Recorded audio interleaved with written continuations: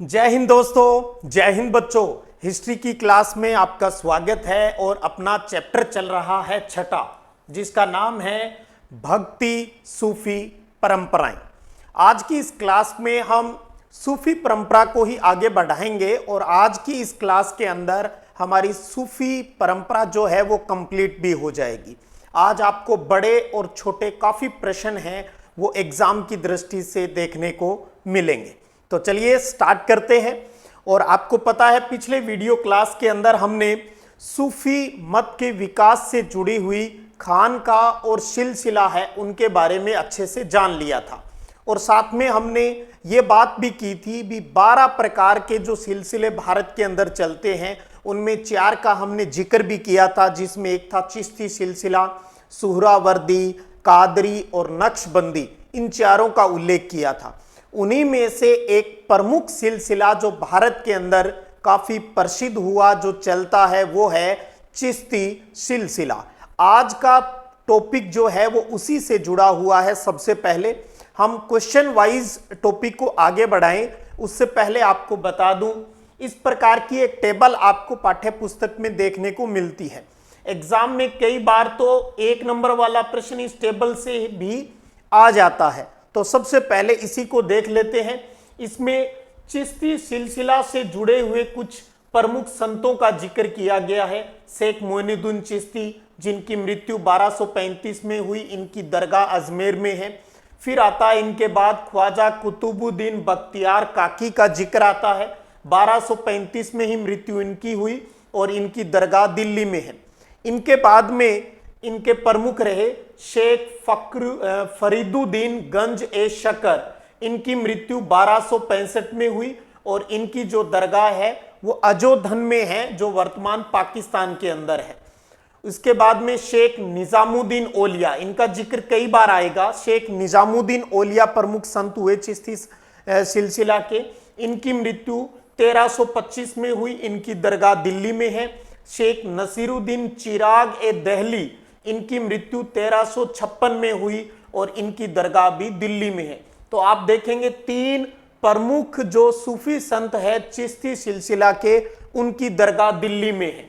और 2 का ध्यान रखना है फिर, इसका मतलब एक तो शेख मोइनुद्दीन चिश्ती की अजमेर के अंदर है, राजस्थान के अंदर, और एक की पाकिस्तान के अंदर है वर्तमान में, जो जगह का नाम है अजोधन, और वो है शेख फरीदुद्दीन गंज ए शकर। इन 2 की दिल्ली से बाहर है, बाकी तीनों की दरगाह कहां पर है? दिल्ली में। तो स्टार्टिंग में हमने परिचय प्राप्त कर लिया। जब बड़े प्रश्न के रूप में करते हैं तो इनका वर्णन भी हमें वहां बताना होता है जब बड़ा प्रश्न आ जाए, वरना 1-1 नंबर वाले में तो ये अपने आप में इंपॉर्टेंट प्रश्न है। मृत्यु से संबंधित पूछा जा सकता है, दरगाह से संबंधित है क्वेश्चन पूछा जा सकता है।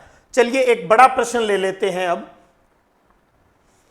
प्रश्न है कि चिश्ती खानकाह में जीवन और उपासना पद्धति का वर्णन कीजिए। कई बार बोर्ड परीक्षा में यह प्रश्न आया है और काफी इंपॉर्टेंट है।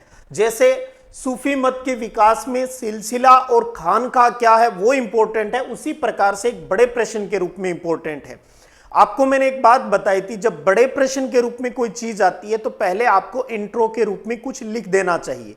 ये नहीं है भी नहीं लिखोगे तो कोई नंबर कट जाएंगे, लेकिन अच्छा लगता है बड़े प्रश्न के रूप में जो भी बात पूछी जाती है उसका इंट्रोडक्शन आप जरूर दे दें। तो ये चिश्ती सिलसिले से जुड़ा हुआ है, तो हमने हेडिंग बना दी चिश्ती सिलसिला और खानकाह। तो थोड़ा सा इसके बारे में लिख देंगे और 1 या 2 नंबर के प्रश्नों के रूप में भी ये जो इंट्रो वाली बात है वो इंपॉर्टेंट रहती है आपके लिए। तो 12वीं शताब्दी के अंत तक भारत आने वाले सूफी समुदायों में चिश्ती अधिक प्रभावशाली है, वो रहा। छोटा प्रश्न ऐसे पूछा जा सकता है भी क्यों रहा, उसके कारण क्या है? तो उसके 2 प्रमुख कारण थे। इन्होंने भारतीय परंपरा को अपनाया, भी जैसा देश वैसा भेष, जैसा इंडिया में चलता था, इस उपमहाद्वीप में चलता था, उसी परंपरा को इन सूफी संतों ने अपनाया। और दूसरा, इन्होंने स्वयं को स्थानीय परिवेश के अनुसार ढाल लिया, भी यहाँ का जो इन्वायरमेंट था उसी के अकॉर्डिंग यहाँ की परंपरा को अपना लिया और यहाँ का जो परिवेश था उसको उसके अनुसार खुद को ढाल लिया। इसलिए ये जो सूफी जो परंपरा रही ये भारत के अंदर बहुत ज्यादा पॉपुलर है, वो हुई चिश्ती सिलसिला की। अब बात करें संस्थापक का उल्लेख भी कर दे, पहले भी कई बार जिक्र कर चुके हैं भी। चिश्ती सिलसिला के जो संस्थापक हैं उनका नाम है शेख मोइनुद्दीन चिश्ती का नाम आता है। और आपको यह भी पता है भी इस सिलसिले का जो नामकरण है वो इन शेख साहब के जन्म स्थान चिश्ती के नाम पर रखा गया है, जो कि अफगानिस्तान में था। तो इसका मतलब इसकी मूल जो स्थापना हुई वो वहां पर हुई, फिर आगे से आगे ये दूसरी जगह है वो फैला।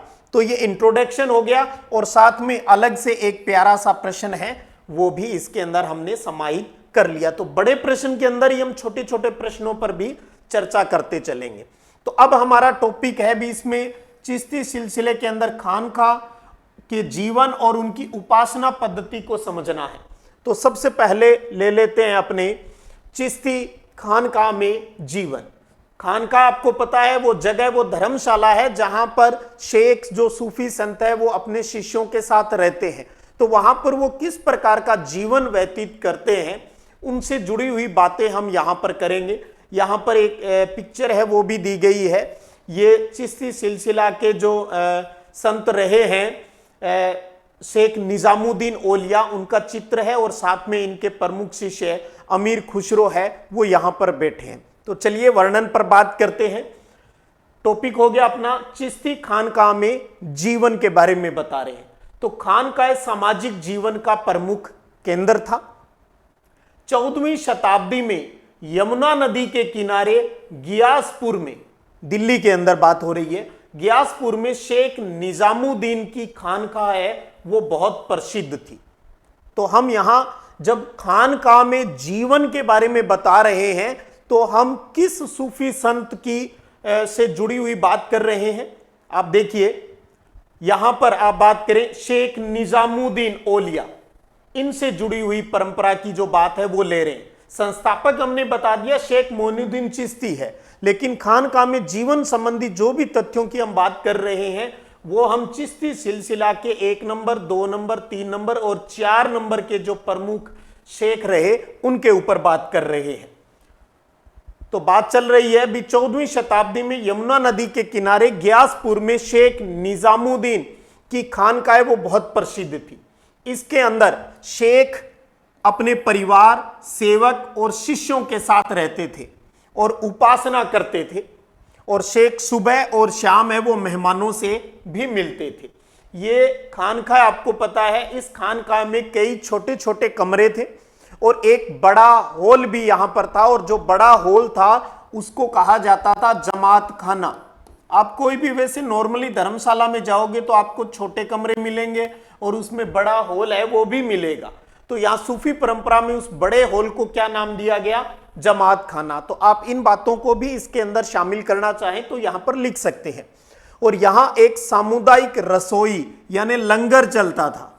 कोई भी आता उसको यहां पर खाना मिलता था। और जैसा आपको जानते हो गुरुद्वारा में लंगर परंपरा है, वैसे ही परंपरा यहां पर तो लंगर चलता था। और वो भी किस पर चलता था, फुतूह पर, फुतूह पर आधारित था। फुतूह का मतलब था बिना मांगी खेर, यानी लंगर को चलाने के लिए पैसे चाहिए तभी तो अनाज वगैरह लाया जाएगा, वो किसी से मांगते नहीं थे। बिना मांगी जो खैरात है वो इनको मिलती थी और उस पर ये लंगर चलाते थे। सभी के लिए खाने पीने की व्यवस्था रहती थी।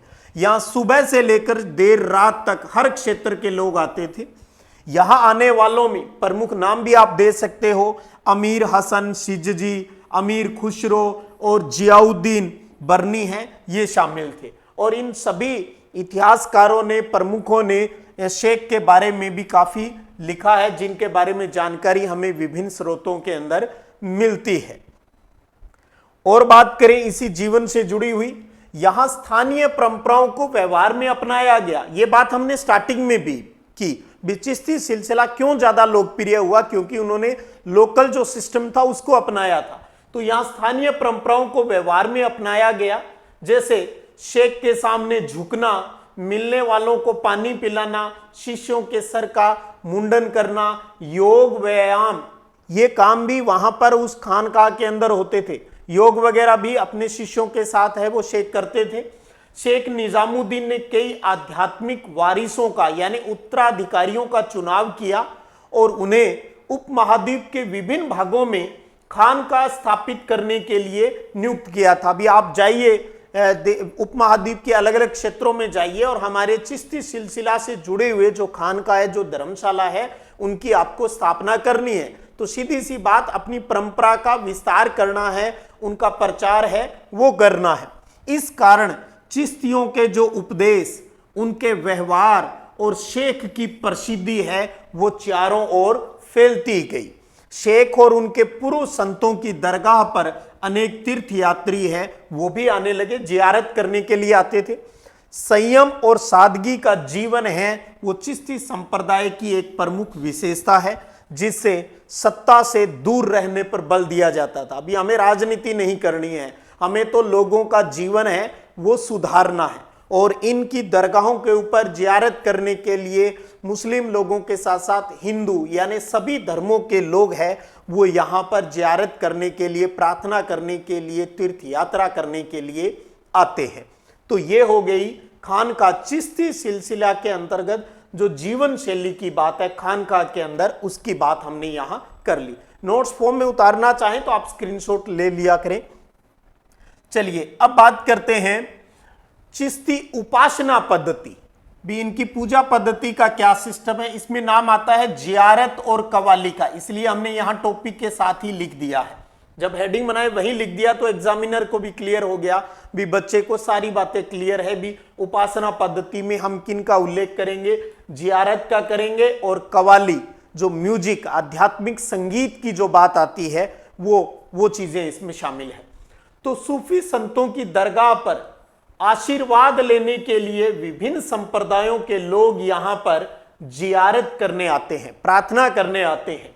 नाच और संगीत भी जियारत का हिस्सा था और कवालों द्वारा रहस्यवादी गुणगान है वो किया जाता है। तो कवाल है वो कवाली के माध्यम से उस सत्ता से, उस अस्तित्व से जुड़ने की बातें हैं वो करते हैं।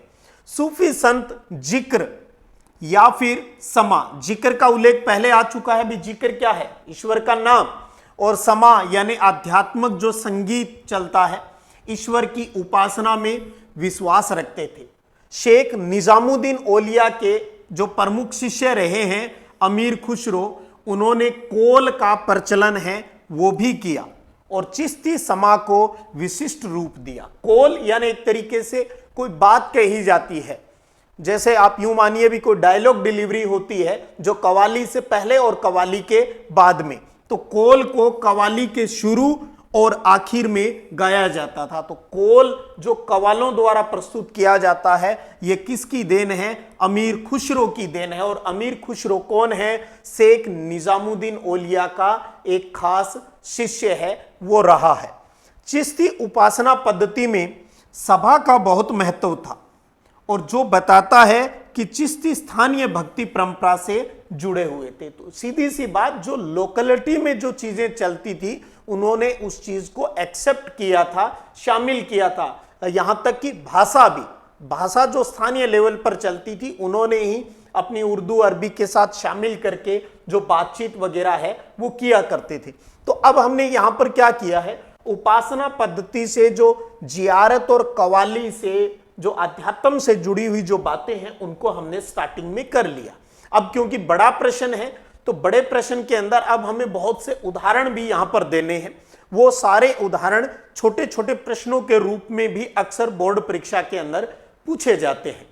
देखिए आगे इसी कड़ी में सूफी संतों में सबसे अधिक पूजनीय दरगाह किसकी है, ख्वाजा मोइनुद्दीन चिश्ती की है, जिन्हें गरीब नवाज कहा जाता है।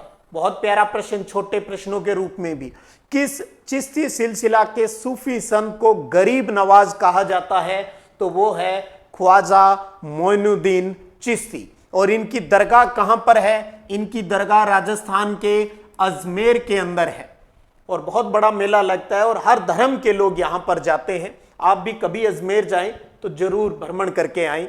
ख्वाजा मोइनुद्दीन की दरगाह का सबसे पहला किताबी जिक्र है वो 14वीं शताब्दी का है। ख्वाजा गरीब नवाज साहब के बारे में जो भी जानकारी मिलती है वो हमें 14वीं शताब्दी की जो किताबें मिलती है उनके अंदर इसका उल्लेख है वो मिलता है। अजमेर दरगाह जो है ये शेख की सदाचारिता और धर्मनिष्ठा और उनके आध्यात्मिक वारिशों की महानता और राजसी मेहमानों द्वारा दिए गए आश्रय के कारण काफी लोकप्रिय थी। तो ये वो बात है जिसकी वजह से हम कह सकते हैं भी ख्वाजा मोइनुद्दीन चिश्ती की दरगाह जो अजमेर के अंदर है वो क्यों ज्यादा पॉपुलर है वो रही। अब कुछ और एग्जाम्पल, मोहम्मद बिन तुगलक पहला सुल्तान था जो इस दरगाह पर आया था। तो अपने आप में एक प्रश्न हो गया ना, कौन सा मुस्लिम शासक है वो सबसे पहले गरीब नवाज की दरगाह पर, ख्वाजा मोइनुद्दीन चिश्ती की दरगाह पर आया? तो उसका नाम है मोहम्मद बिन तुगलक, जो 1324 से 1351 तक इसने शासन है वो किया था। और इस दरगाह के ऊपर सबसे पहले जो बिल्डिंग बनाई, जो इमारत बनाई, वो थे मालवा के सुल्तान ग्यासुद्दीन खिलजी। ये दूसरा प्यारा प्रश्न, छोटे प्रश्नों के साथ, ये बड़ों के अंदर हम एक्सप्लेन करते जा रहे हैं और साथ में छोटे प्रश्नों के ऊपर भी बात कर रहे हैं। भी ख्वाजा साहब की दरगाह पर सबसे पहले इमारत किस शासक ने बनाई? तो मालवा का सुल्तान था ग्यासुद्दीन खिलजी ने। और कब बनाई? 15वीं शताब्दी के उत्तरार्ध में, यानी लास्ट के अंदर, 15वीं शताब्दी के लास्ट में यहां पर जो बिल्डिंग है यानी इसके ऊपर इमारत है वो बनाई गई थी। ये गरीब नवाज साहब की गरीब नवाज दरगाह है। चलिए इसी कड़ी में कुछ और उदाहरण ले लेते हैं। इस दरगाह को जानने वाले जो अजमेर की दरगाह जानते हैं, तीर्थयात्रियों के भजनों ने ही अकबर को यहां आने के लिए प्रेरित किया था। इस दरगाह से जुड़े हुए जो तीर्थयात्री जो भजन जो कवाली गाते थे उसको सुनकर अकबर यहां आने के लिए अट्रैक्ट हुआ, यानी इसकी प्रसिद्धि से प्रभावित होकर। और बहुत प्यारा सुपर डुपर इंपॉर्टेंट प्रश्न, बहुत बार कंपटीशन में भी आता है, भी अकबर अजमेर दरगाह के ऊपर कितनी बार आया था? 14 बार।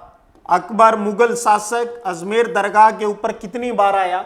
14 बार। कभी जीत का आशीर्वाद लेने के लिए या फिर पुत्रों के जन्म के लिए, संतान की प्राप्ति सलीम हुआ वो इन्हीं के आशीर्वाद से बताया जाता है। अपनी प्रत्येक यात्रा पर जब भी अकबर आता 14 बार आया। प्रत्येक यात्रा पर अकबर यहां पर दान और भेंट दिया करता था, जिसका वर्णन मुगल शासकों के जो दस्तावेज है उनके अंदर मिलता है। 1568 की बात करें, यह भी एक छोटा प्यारा प्रश्न, कि अकबर ने तीर्थयात्रियों के लिए खाना पकाने के लिए एक विशाल देग यानी एक बहुत बड़ी कढ़ाई जो है वो दरगाह को भेंट की थी। और कब की थी? 1568 के अंदर। और अकबर ने ही दरबार के परिसर के अंदर एक मस्जिद का निर्माण है वो भी करवाया था। और ये सब जियारत के लिए ही थे और आशीर्वाद प्राप्त करने के लिए ही ये सारे यहां पर आते थे। तो ये कुछ उदाहरण हो गए। अब बात करें भी ख्वाजा मोइनुद्दीन चिश्ती, ये टेबल हम पहले ही पढ़ चुके हैं। ख्वाजा मोइनुद्दीन चिश्ती जो इसके संस्थापक है और अजमेर में इनकी दरगाह है, इनके बारे में जब हमने खानखा की बात की चिश्ती सिलसिला की, तब हमने किस टाइम का उल्लेख किया? शेख निजामुद्दीन औलिया से जुड़ी हुई बात की। जब हम जियारत से जुड़ी हुई बात की तो हमने कहां पर फोकस किया? शेख मोइनुद्दीन चिश्ती की जो अजमेर दरगाह है उससे जुड़ी हुई महत्वपूर्ण बातें हैं वो हमने यहां की। अब बड़े प्रश्न के रूप में चाहे आप टेबुलर फॉर्म में लिख सकते हो या फिर लाइनों के माध्यम से इन बातों को भी बताना होता है। भी यहां पर इस चिश्ती सिलसिला के अंदर जो अजमेर दरगाह जो अपनी है वहां पर 5 प्रमुख संत रहे। सबसे पहले शेख मोइनुद्दीन चिश्ती की बात आती है और ख्वाजा साहब के बाद यहां पर ख्वाजा कुतुबुद्दीन बख्तियार काकी है वो आए और इनकी दरगाह दिल्ली में है। इनके बाद में शेख फरीदुद्दीन गंजे शक्कर की दरगाह जो अजोदन में है।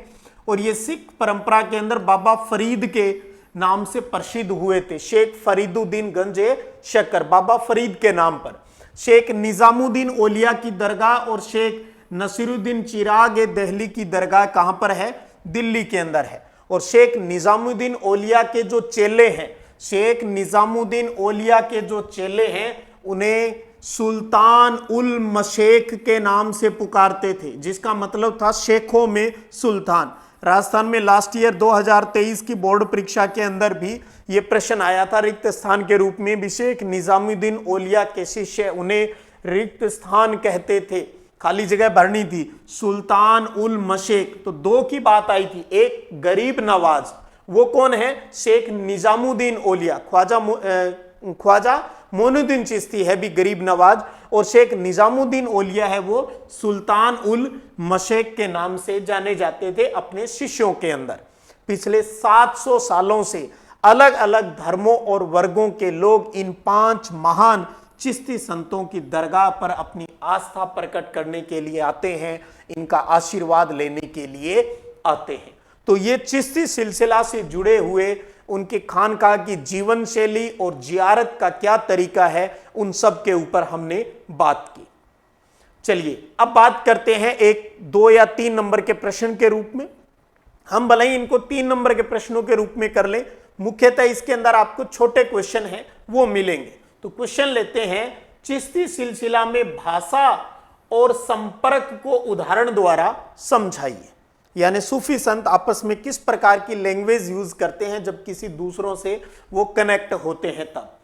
तो चिश्तियों ने सभा में स्थानीय भाषा को अपनाया और दिल्ली के अंदर चिश्ती सिलसिला के लोग हिंदवी में बातचीत करते थे, हिंदी से रिलेटेड लैंग्वेज होगी। सूफियों ने क्षेत्रीय भाषा में काव्य रचनाएं की, लोकल लैंग्वेज के अंदर है वो काव्य लिखे, कविताएं लिखी, और उनका वाचन है वो खानकाहों में समा के दौरान, यानी संगीत की जो महफिल जमती थी, आध्यात्मिक संगीत जो गाया जाता था, उसके अंदर उन्हीं काव्य रचनाओं को वो इस्तेमाल करते थे। तो लोकल लोग ही आते थे और लोकल भाषा के अंदर ही वो बातें समझाई जाती थी, तो इजीली उनको समझ में आ जाती थी। बाबा फरीद ने स्थानीय भाषा में काव्य रचना की और जो गुरु ग्रंथ साहिब के अंदर संकलित है। बहुत प्यारी लाइन। जब आगे चल के हम नवीन भक्ति पंथ के अंदर जब गुरु नानक देव जी के बारे में पढ़ेंगे तो वहां पर भी ये प्यारा क्वेश्चन है वो बनता है, इसलिए ये काफी इंपॉर्टेंट भी रहता है। तो बाबा फरीद ने स्थानीय भाषा में काव्य रचनाएं की, जो किसके अंदर संकलित है? सिख धर्म का प्रमुख जो ग्रंथ है गुरु ग्रंथ साहिब, उसके अंदर उनकी काव्य रचनाएं हैं वो शामिल है।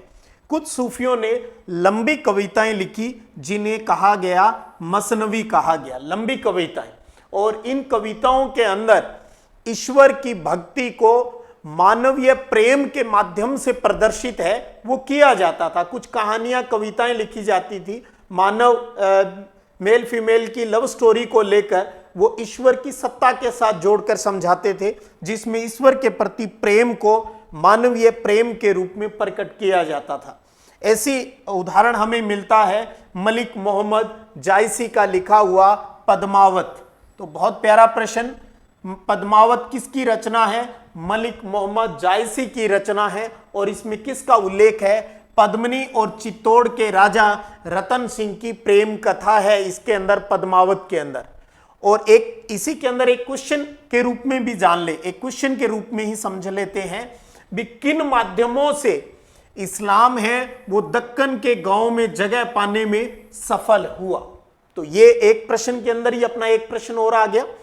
तो 17वीं से 18वीं शताब्दी में बीजापुर, जो कि कर्नाटक में है, रहने वाले सूफी संतों ने दखनी, जो उर्दू का रूप था, दखनी वहां की लैंग्वेज है, में छोटी कविताएं लिखी, और इन्हें महिलाएं घर का काम करते समय, चक्की पीसते, चरखा काटते हुए गाती थी। जैसे होता है ना, आप गांव में अगर अक्सर देखेंगे जो महिलाएं घर के आंगन में झाड़ू वगैरह निकाल रही होती है तो अक्सर जो लोकल गीत म्यूजिक जो होता है वो गुनगुनाती होती है।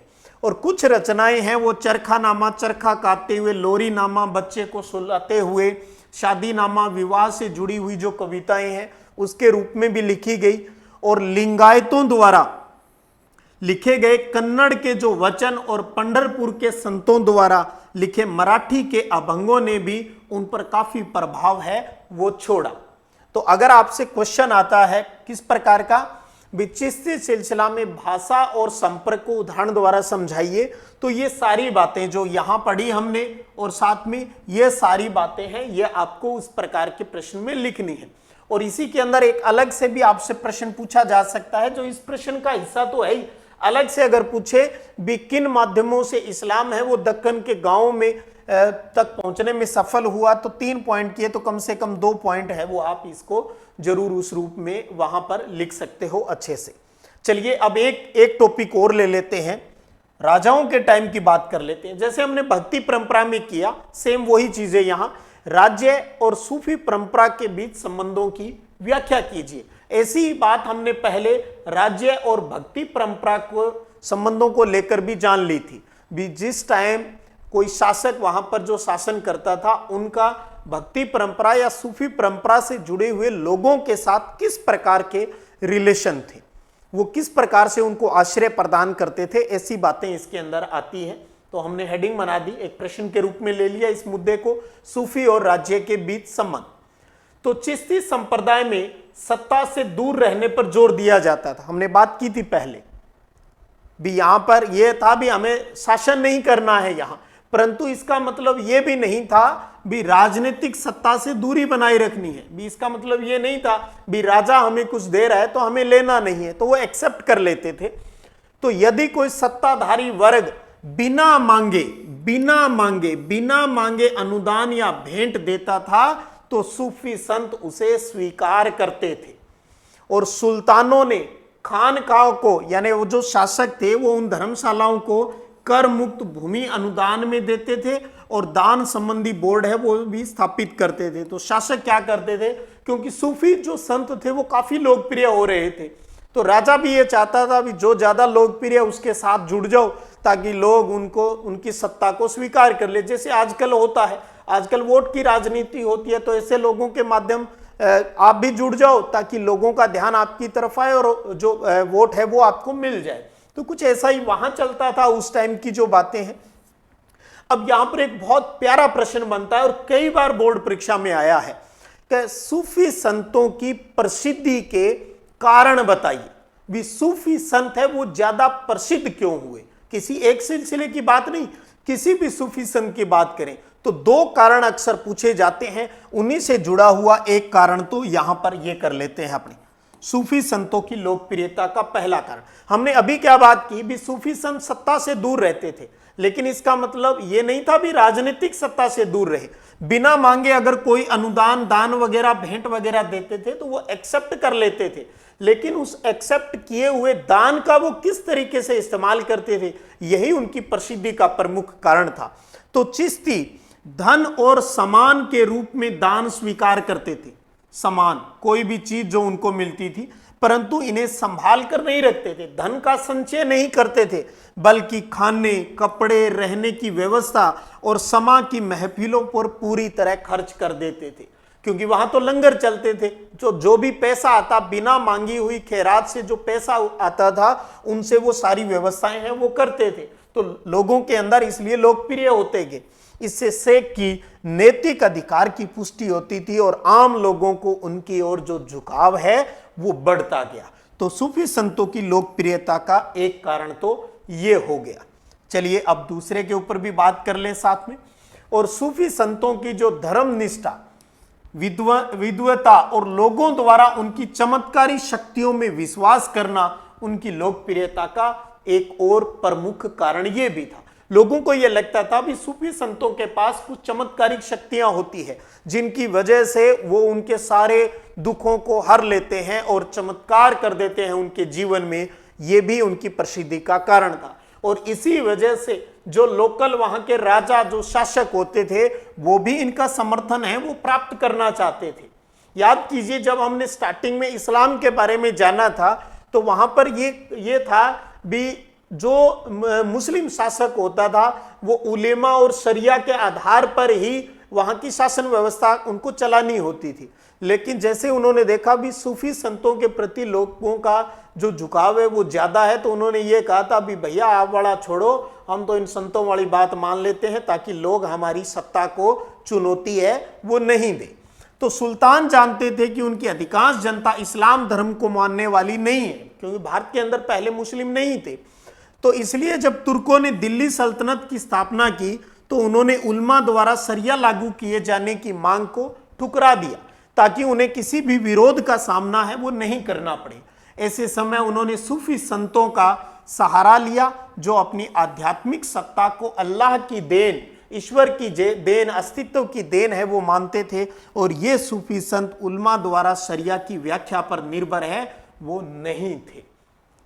तो ये बातें आप इसके अंदर लिख सकते हैं। और इसके साथ अब लास्ट में बात करते हैं।